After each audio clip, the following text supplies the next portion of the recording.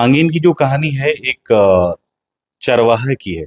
एक जो बैल चराता है और वो एक बहुत अच्छा बांसुरी वादक है। हर फिल्म मेकर का एक सपना होता है कि अगर उसको राष्ट्रीय पुरस्कार से नवाजा जाए तो हर फिल्म मेकर के लिए ये बहुत बड़ी उपलब्धि है। जो संथाली लैंग्वेज की ये पहली डेब्यू डायरेक्शंस का नॉमिनेशंस मतलब सिलेक्शन हुआ है, तो मुझे लगता है कि मेरे लिए भी और झारखंड के लिए भी गर्व की बात है। आंगन एक फीचर लेंथ कहानी है एक्चुअली मेरी, पर उस फिल्म को बनाने के लिए एटलीस्ट 20-25 करोड़ की बजट लगी है। अगर मैं उसको फुल फ्लेज कमर्शियल की तरह बनाऊं, मतलब एक हफ्ता में हमने हर रोज 4 घंटा हम शूट कर रहे थे, सुबह शाम, जब जब वो बच्चे फ्री थे या मैं फ्री था। तो जब आप अगर एक बार मॉडर्न की ओर चले गए तो आपका वापस मोड़ पाना बहुत मुश्किल है। तो मुझे लगता है कि ये वही एक लूप है कि हम एक खूबसूरत दुनिया की तलाश में हम जाते हैं और उस दुनिया में हम खो जाते हैं। तो पहले मुझे उम्मीद नहीं थी कि एक अच्छी फिल्म बनेगी, पर जब हम लोग एडिट करने बैठे, क्योंकि एडिटिंग में पढ़ा भी रहा था, तो एडिट करते दौरान पता चला कि यार ये एक अच्छा लघु फिल्म के तौर पे ढांचा और सांचा ले रहा है उसका।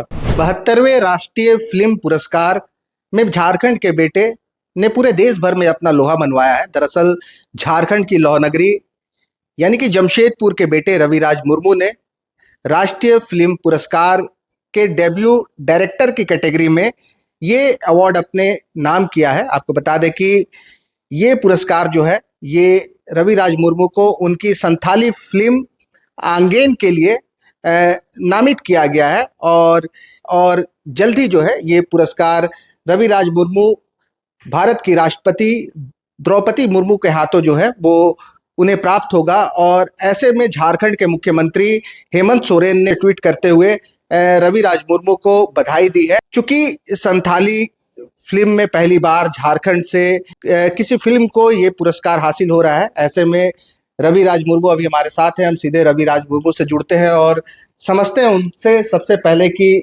रवि, आपको national film award best debut director की कैटेगरी में आपकी जो 12 मिनट की फिल्म है आंगेन, इसको लेकर के मिलने वाला है, कितना उत्साहित है?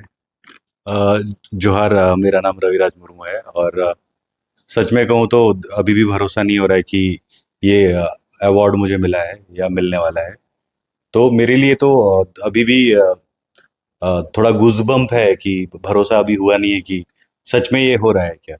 और मेरे लिए मुझे लगता है कि बहुत बड़ी उपलब्धि होगी, और क्योंकि हर फिल्म मेकर का एक सपना होता है कि अगर उसको राष्ट्रीय पुरस्कार से नवाजा जाए तो हर फिल्म मेकर के लिए ये बहुत बड़ी उपलब्धि है। सो मुझे भी लगता है कि आई थिंक ये मेरे जीवन में बदलाव लाएगा ये award। लिए बोलेंगे आंगेन को लेकर के बेस्ट डेब्यू डायरेक्टर के लिए आपको नामित किया गया था, इसकी सूचना जैसे ही आपको मिली पहला रिएक्शन आपका क्या था? अ, सच में अभिषेक भाई बोलूँ तो मैं शायद आधा घंटे तक बैठा रहा। फ़ोन आ रहे थे, लोगों को मैं थैंक यू बोल रहा था, पर क्योंकि भरोसा हो नहीं रहा था कि ऐसा कुछ हुआ है, तो आधा घंटा तक मैं स्थिर बैठा हुआ था। मुझे समझ नहीं आ रहा था कि मैं क्या रिएक्ट करूँ। और क्योंकि ये जिस कैटेगरी में है, क्योंकि हर फ़िल्म मेकर का सपना होता है, तो मेरा भी सपना था, पर इतना जल्दी ये पूरा होगा मतलब इसकी उम्मीद कम थी, तो थोड़ा-सा असमंजस में था मैं। पर ओवरऑल मुझे अभी बहुत अच्छा लग रहा है और आई थिंक शायद झारखंड का नाम मैं रोशन कर पा रहा हूँ। जो संथाली लैंग्वेज की ये पहली डेब्यू डायरेक्शंस का नॉमिनेशंस मतलब सिलेक्शन हुआ है, तो मुझे लगता है कि मेरे लिए भी और झारखंड के लिए भी गर्व की बात है। रवि, झारखंड के मुख्यमंत्री हेमंत सोरेन ने अपने सोशल मीडिया हैंडल एक्सेस को लेकर के ट्वीट भी किया है और आपको बधाई दी है, जिसमें उन्होंने लिखा है कि झारखंड की कला, संस्कृति और खास करके संथाल भाषा के लिए ये जो क्षण है ये गर्व का है। इसको कैसे देखते हैं आप? सबसे पहले तो मुख्यमंत्री माननीय हेमंत सोरेन जी को बहुत बहुत अपनी तरफ से शुक्रिया कहूँगा कि उन्होंने मेरे काम को सराहना किया है और पब्लिकली उन्होंने मुझे बधाई दिया है। तो मेरे लिए वो गर्व की बात है कि एक मुख्यमंत्री राज्य के कि हमारे काम को प्रोत्साहन तो कर रहे हैं, मतलब एक्नॉलेज कर रहे हैं, और आई थिंक आगे हमें सपोर्ट करते रहेंगे, और उनका सपोर्ट अगर मिलता रहा तो शायद हम लोग और आगे बढ़ सकते हैं। अब सवाल है मेरा रवि आपसे कि जो आपकी 12 मिनट की शॉर्ट फिल्म ही कहेंगे जो आंगेन है संथाली, हाँ। इसमें आपने झारखंड की जो संथाल भाषा है इसकी परंपरा और संस्कृति को जीवंत करने के लिए कैसे उसको पर्दे पर लाने का काम किया है? इसकी कहानी बहुत पहले शुरू हो गई थी, जब शायद मैं बोलना भी नहीं सीखा होगा। मतलब एकदम बाल्यावस्था में घरों में टीवी नहीं हुआ करती थी उस वक्त। जी। और शायद किसी ओकेजन में हम लोग वीसीआर में या पर्दे फिल्म में कोई फिल्म देख लिया करते थे। और बाद बाकी टाइम रेडियो चलती थी, वो भी विविध भारती में कुछ गाने आते थे। तो जो मनोरंजन का जो साधन था ना, वो जो पेरेंट्स है, ग्रैंड पेरेंट्स है, उनके माध्यम से जो कहानी हमने हमने सुना है, और जो हमारे फोक टेल्स जैसे संथाली में हम लोग कहते हैं लोक कथा, तो एक लोक कथा का वो हिस्सा है। और कहीं ना कहीं वो बचपन से ही वो आदत हो गया था, फिल्म या कहानी को सुनना और कहानी को बताना। तो जैसे मेरी दादी या दादू बताते थे, तो फिर या मेरे पेरेंट्स बताते थे, मेरे माता पिता, तो उन कहानी को मैं किसी और को बता रहा था। तो वो एक कहीं ना कहीं वो कहानीकार थोड़ा सा बचपन से ही पलना थोड़ा शुरू हो गया था। हाँ, उस वक्त नहीं पता था कि शायद मैं फिल्म बनाऊं। हाँ, उस वक्त ये था कि मैं फिल्में बहुत देखता था, कि मुझे इतना मजा आता है ना कि मैं कंटिन्यू दिन रात में फिल्में देख सकता हूँ। मेरा एक सवाल है रवि यहाँ पर कि इस फिल्म को बनाने में आपके साथ पर्दे के पीछे और कौन-कौन लोग रहे और उनकी कितनी भूमिका रही इस फिल्म में आप? ओके। थोड़ा सा पीछे से जाता हूँ, क्योंकि मैं जब बॉम्बे काम कर रहा था, तो बॉम्बे में एज ए एडिटर काम कर रहा था, और कुछ कुछ कमर्शियल्स में मैं एज ए क्रिएटिव प्रोड्यूसर काम कर रहा था। तो जब मुझे लगा कि मुझे अपनी फिल्म बनानी चाहिए, तो मैंने जितनी भी कहानी लिखी थी वो झारखंड पे आधारित ही थी। और अधिकतर जो है वो संथाली लैंग्वेज में ही निकल रही थी, क्योंकि मेरा जो अधिकतर जीवन बीता है वो झारखंड में बीता है, और कल्चर के अराउंड बीता है। तो जितनी भी कहानियां हैं वो झारखंड से ही निकल रही थी मेरे अंदर से। तो शायद बॉम्बे के लिए वो शायद उतना सूटेबल नहीं होगा, जो वहाँ की फिल्में हैं उनका थोड़ा अंदाज अलग है, यहाँ का अंदाज अलग है। तो मैंने फैसला किया कि मैं झारखंड आऊँ। और झारखंड आने के बाद मैंने कोशिश करना शुरू किया, राइटिंग कर रहा था। तो बीच में करीम सिटी के जो एचओडीज हैं, एचओडी है, उनको पता चला कि मैं यहाँ हूँ।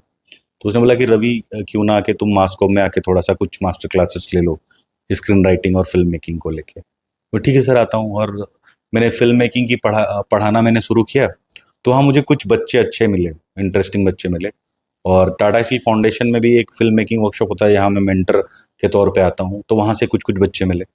तो उनके साथ अच्छा बॉन्डिंग हो गया। तो एक दिन उन्होंने बोला कि दादा, क्यों ना हम लोग एक फिल्म ट्राई करते हैं ना, आप सिखाइए हमें। तो बोले ठीक है, चलो शाम, सुबह शाम तुम लोग टाइम निकालो। और हम ऐसे कैमरा प्रैक्टिस के लिए निकलने लगे। तो पहला दिन हम लोग निकले, लोकेशन घूमे। तो मेरे दिमाग में क्लिक किया कि मैं एक फीचर लेंथ लिख रहा था, आगे ने एक फीचर लेंथ कहानी है एक्चुअली मेरी।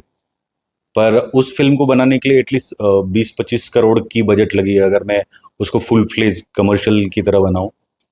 तो क्योंकि 20-25 करोड़ तो कोई लगाएगा नहीं, तो मैंने सोचा कि क्यों ना एक पिच फिल्म बनाया जाए, मतलब एक उसका उसी कहानी पे एक लघु फिल्म बनाया जाए। तो मैंने बोला कि चलो फिल्म बनाते हैं। और हमने कैमरा पकड़ा, और जो भी हमारे पास साधन था, जो भी खर्चा था, वो खाने पीने में ही मेजरली हुआ है या ट्रैवलिंग में हुआ है। और हर रोज के 2-3 दिन, मतलब एक हफ्ता में हमने हर रोज 4 घंटा हम शूट कर रहे थे, सुबह शाम, सुबह शाम, जब जब वो बच्चे फ्री थे या मैं फ्री था। और ये हमने शूटिंग शुरू किया। तो पहले मुझे उम्मीद नहीं थी कि एक अच्छी फिल्म बनेगी। पर जब हम लोग एडिट करने बैठे, क्योंकि एडिटिंग में पढ़ा भी रहा था, तो एडिट करते दौरान पता चला कि यार ये एक एक अच्छा लघु फिल्म के तौर पे ढांचा और सांचा ले रहा है उसका। तो जब वो सांचा लेने लगा, तो मुझे लगा कि इसको एक फिल्म की तरह बनाना चाहिए। और एक दो फिल्म फेस्टिवल में भेजा, और अच्छा रिस्पॉन्स आया। ऑफिशियल सिलेक्शन था, जैसे मुंबई इंटरनेशनल में ऑफिशियल सिलेक्शन था, बैंगलोर इंटरनेशनल में ऑफिशियल सिलेक्शन था। रवि, चूंकि आप जमशेदपुर में पले बड़े हैं, यहीं से आपने पढ़ाई की, किस तरह से 12 मिनट की इस पूरी फिल्म को आपने क्या कुछ बताने की कोशिश की है कुल मिलाकर के? ओके। सो ये एक संथाली लोक कथा पे बेस्ड है, मतलब फोक टेल पे बेस्ड है। और ये कहानी बचपन में मैं अपने दादी और दादू या पेरेंट्स से ये कहानी सुनता आया हूँ। तो जब एफटीआई की पढ़ाई चल रही थी, उस वक्त मुझे समझ आया कि इन फोक टेल्स का एक अलग मीनिंग है, डीपर मीनिंग है, काफ़ी पॉलिटिकल है, फिलोसॉफिकल है। तो जब पढ़ाई करते वक्त जब मैं इन चीज़ों का अध्ययन कर रहा था, तो एक चीज़ समझ आई कि जो रूट की कहानियां हैं, तो आंगीन की जो कहानी है एक चरवाहे की है। एक जो बैल चराता है, और वो एक बहुत अच्छा बांसुरी वादक है। और वो इतना अच्छा बांसुरी बजाता था। तो हमारे गांव में कहावत है, कुछ गांव के कुछ ऐसे जगह हैं जहाँ पे सुपर नेचुरल पावर हुआ करते हैं। भगवान देवी देवता, हम लोग बोंगा कहते हैं उसको। तो वैसे ही वो एक तालाब के किनारे तालाब बजा रहा था बैल चराते हुए, और एक देवी उस बांसुरी के धुन में मोहित हो जाती है और उसके सामने प्रकट होती है, और उसे सम्मोहित करके अपने साथ अपनी दुनिया में लेके जाती है। और उस दुनिया में जाने का जो रास्ता है वो पानी है। तो जब वहां लेके जाता है, उसको बहुत ठाट से रहने को मौका मिलता है उस कैरेक्टर को। वो बहुत इंजॉय करता है, पर एक टाइम के बाद उसको रियलाइज होता है कि ये कुछ गलत जगह में आ गया हूँ, ये मेरी जगह नहीं है, किसी दूसरी दुनिया में आ गया हूँ। जब उसको ये रियलाइज होता है, वो वापस आने की कोशिश करता है। और पर जब अपना वापस दुनिया में आता है तो वो कहीं और निकलता है और अपनी गांव की तलाश में रहता है, और वो गांव उसे मिलता नहीं है। तो हर बार वो एक पानी के सोर्स पे जाता है और निकलता है दूसरी जगह पे, पर उसे गांव नहीं मिलता। तो थोड़ा सा एक कहा जाए तो पहला मेरा मकसद था कि जो कहानी मैंने सुना था उसको मैं फिल्म के तौर पे कैसे रिप्रेजेंट करूं। अगर मैं उसका सेकंड लेयर का बात करूं तो थोड़ा सा जिस तरह से हम डेवलपमेंट की ओर जा रहे हैं या शहरीकरण की ओर जा रहे हैं और रोजगार के लिए जा रहे हैं, तो कहीं ना कहीं वो जो देवी का रूप है, कहीं ना कहीं वो मॉडर्नाइजेशन का एक सिंबल है, जो मॉडर्न की तरफ जा रहे हैं, पर जो हमारा रूट चीजें हैं, जो जमीनी जुड़ाव वाला जो पार्ट है, हम भूलते जा रहे हैं। तो जब आप अगर एक बार मॉडर्न की ओर चले गए तो आपका वापस मुड़ पाना बहुत मुश्किल है। तो मुझे लगता है कि ये वही एक लूप है कि हम एक खूबसूरत दुनिया की तलाश में हम जाते हैं और उस दुनिया में हम खो जाते हैं। यानी अपनी संस्कृति को भूल हाँ हाँ, जाते हैं। भूल जाते हैं। तो उसका एक लूप है। और मोटा मोटी ऐसा ही कुछ थॉट है। पहला थॉट तो यही था कि मैं जो मैंने कहानी सुना था दादी से, तो उस वक्त जिस इनोसेंट के साथ मैंने वो कहानी सुनी थी या समझी थी, वो मुझे फिल्म में लाना था। पर ये जो सेकंड लेयर है, ये वो एफटीआई की देने की आप चीजों में अलग लेयर्स देखते हो। आपने बातचीत के क्रम में बताया था कि अगर अच्छे फाइनेंसर होते आपके पास तो आंगन जो है 2 ढाई घंटे की बड़ी फिल्म, फीचर फिल्म भी बन सकती थी। हाँ तो क्या अभी भी आप देख रहे हैं, चूंकि जो आंगन का फर्स्ट लेयर है, जो 12 मिनट की शॉर्ट फिल्म है, ये हाँ। बेस्ट डेब्यू डायरेक्टर का आपको अवार्ड मिला है। अगर अच्छे फाइनेंसर सामने आते हैं तो क्या ये आगे चल करके बड़ी फीचर फिल्म भी बन सकती है?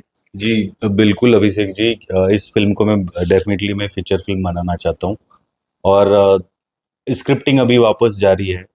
आई थिंक तीसरा चौथा ड्राफ्ट हो गया है और मुझे लग रहा है कि और एक दो ड्राफ्ट की जरूरत पड़ेगी, और ऐसे मौका मिला तो शायद मैं जरूर बनाऊंगा। क्या देख रहे हैं कि जब आपको डेब्यू डायरेक्टर के तौर पर बधाइयां मिल रही हैं, झारखंड के सीएम से हाँ लेकर के कई विधायक हाँ बधाई दे रहे हैं, ऐसे में क्या लगता है कि अब जो आप फीचर फिल्म्स के बारे में सोच रहे हैं हाँ आगे इनको लेकर के, हाँ। इसके प्रोडक्शन को लेकर के जो खर्च आने वाला है उस पे कितनी मदद हो सकती है?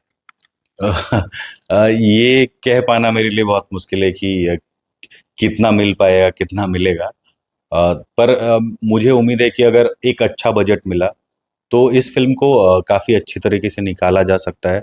और मुझे लगता है जिस तरह हम बाहर की फिल्में देखते हैं उस स्केल में लेके जाया जा सकता है, क्योंकि मेरा पर्सनल थॉट है कि इस कहानी में वो बात है, मतलब। और इसी वजह से मैंने वो फिल्म बनाई कि मुझे ये पर्सनली बहुत फैसिनेटिंग लगती है, बहुत इंटरेस्टिंग लगती है।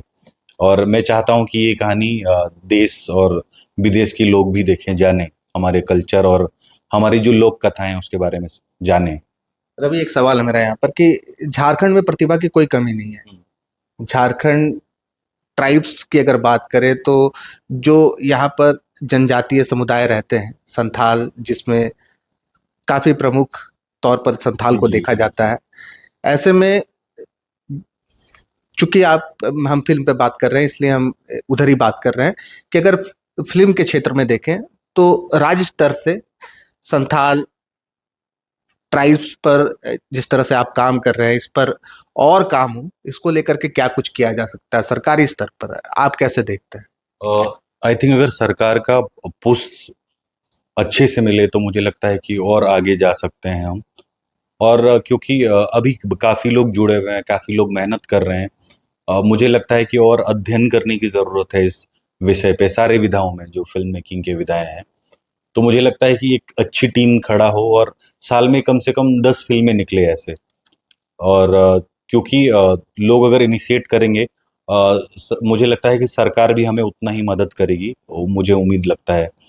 और अगर ये दोनों पक्ष सही रहा, मतलब एक पहिए की तरह हम चलना चाहें, तो मुझे लगता है ये बहुत अच्छा कॉम्बिनेशन हो सकता है। एक सवाल और आ रहा है मेरा कि क्या आपको लगता है कि झारखंड में फिल्म इंस्टीट्यूशन के क्षेत्र में भी काम होना चाहिए, काम करने की जरूरत है?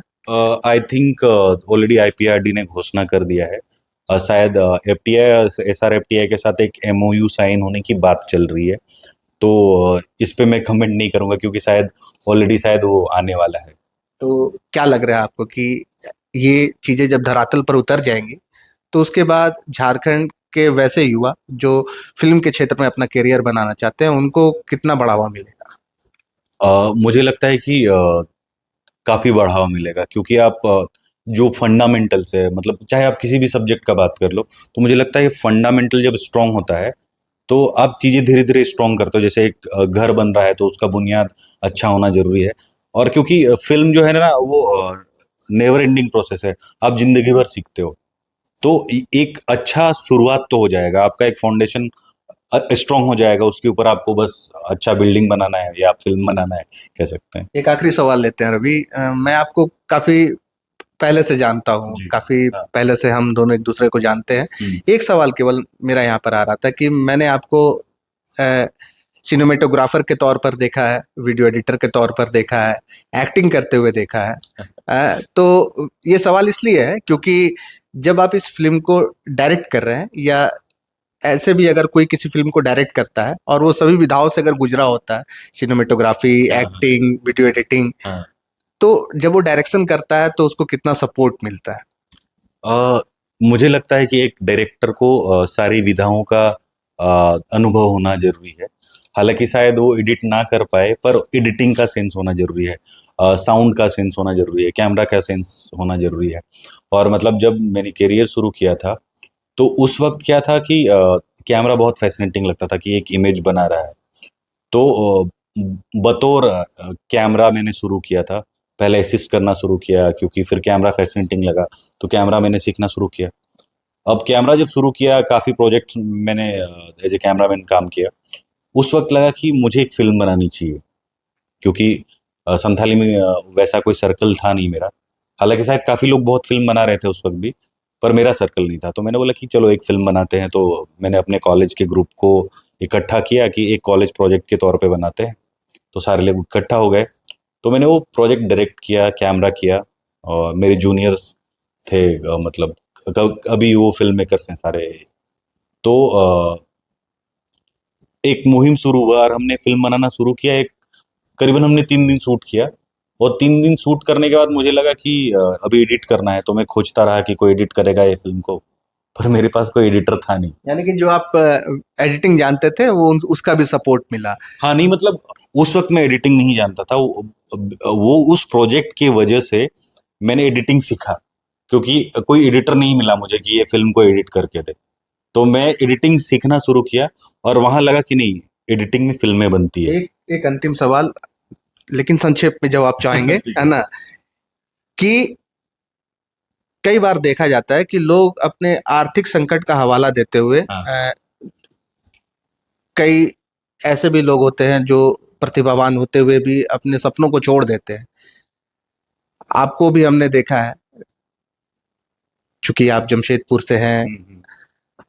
और अब जिस राह पर आप चल चुके हैं, जो सफलता आपको मिली है, आर्थिक संकट से आप भी जूझ रहे थे, लेकिन वो बाधा नहीं आती है अगर मेहनत का हाँ, हाँ। एक तरह से कहे कि हौसले मजबूत हो तो।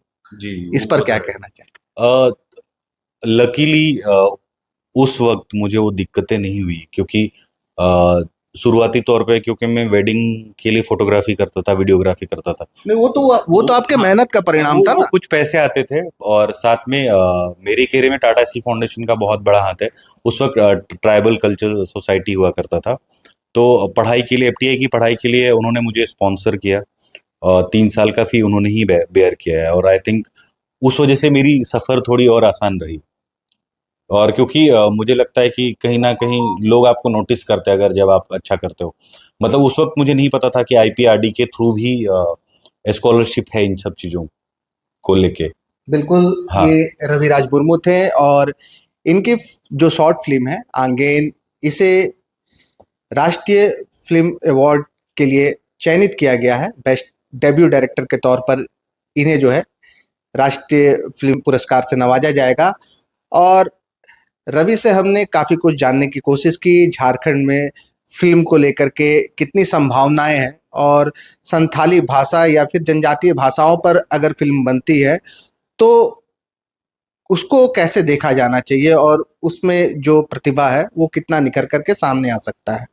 शुक्रिया। गोल, जहां 27 वर्षों के सफर में 17,000 से भी अधिक छात्रों ने डॉक्टर एवं इंजीनियर बनकर भरे सफलता की ऊंची उड़ान, जहां साधारण छात्र भी झारखंड टॉपर्स बनकर बना रहे इतिहास। दूरदर्शी शिक्षाविद श्री विपिन सिंह के मार्गदर्शन में मेडिकल एवं इंजीनियरिंग के लाखों छात्रों के लिए आशा की किरण के रूप में goal, nations leading institute. Biome institute NEET की तैयारी के लिए एक भरोसेमंद नाम। यहाँ अनुभवी फैकल्टी, स्मार्ट क्लासरूम और बेहतरीन टीचिंग मेथड से स्टूडेंट्स को मिलती है मजबूत तैयारी। यहाँ हर स्टूडेंट को मिलता है पर्सनल गाइडेंस और डाउट क्लियरिंग का पूरा सपोर्ट। नीट 2027 और 28 के लिए फेज 1 बैच 9 अप्रैल से शुरू हो रहा है। आज ही बायोम इंस्टीट्यूट से जुड़े और अपने डॉक्टर बनने के सपने को दे सही दिशा। बायोम इंस्टीट्यूट सिर्फ मेडिकल प्रिपरेशन का संस्थान। काम की तलाश है, भरोसेमंद नौकरी चाहिए, जुड़िए एएनजी के साथ, जहां श्रमिक सबसे पहले। 12 घंटे की ड्यूटी, हर दिन 3 समय का खाना, मुफ्त रहने की सुविधा, आपकी सुरक्षा के लिए इंश्योरेंस, ओवरटाइम का लाभ, पीएफ सीधा क्लाइंट से, समय पर पूरा वेतन और जरूरत पड़ने पर एडवांस पे। एएनजी मैन पावर सॉल्यूशंस, सम्मान के साथ काम, भरोसे के साथ कमाई।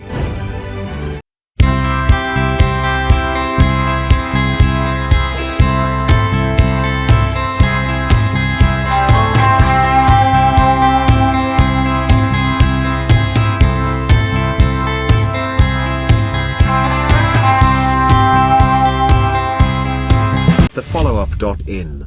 Like, share, and subscribe. www.thefollowup.in